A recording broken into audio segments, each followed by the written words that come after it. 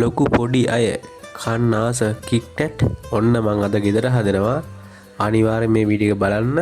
ආයේ පට්ටම රහත් තියන්නේ කරන්න තියෙන පුංචි දේ. මේ වගේ වේපර්ස් බිස්කට් එකක් ගෙනල්ලා අපි මේක හීනට කපා ගන්න ඕන. හරිද?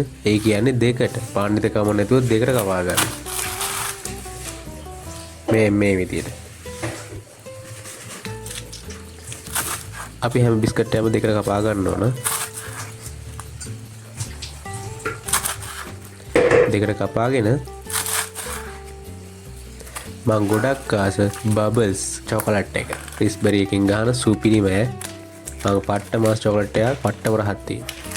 මගේ තියෙන පෙරේතකමටත් එක්ක ඉතින් මං ඕකෙන් බොහොම පොඩ්ඩයි ගන්නෙ. ඊටු ටිකට මොකක්ද උනේ කියලා අහන්න එපා.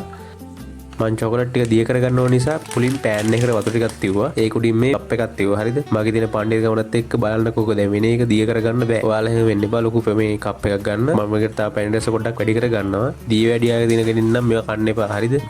කෑවොත් එහෙම සෙච්ච පෝච්චි තමයි. මේ දැන් ඉතින් මේක කවලම් කරගන්න පොඩ්ඩක් එහෙන ගේමක් දෙන්න ඕන. මේක දියාරුවක් වෙන විදිහට ගන්නටම දිය කරගන්නවා. අපි කපාගත්ත වේපර්ස් බිස්කට් ටික මේකට ෂේප් එකේ හිමින් දාගන්න. පණ්ඩිතකම නැතුව මේක කවලම් කරගන්න යන්න එපා. ඔයාලා තියෙන කුලප්පුවට කැඩලා යනවා බිස්කට් එක. හරිද?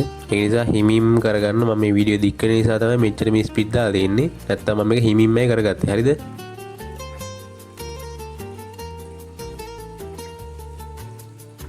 ඔය ඉතින් දැන් අපි කික්කැට් එක හදාගෙන තියෙන්නේ. ඔය තියෙන ලස්සනට මං විතරක් තනියම ගෑව ඔය ටික. මොකද මේ ඒ තරම් මං චොකලට් වලට පෙරේතයි.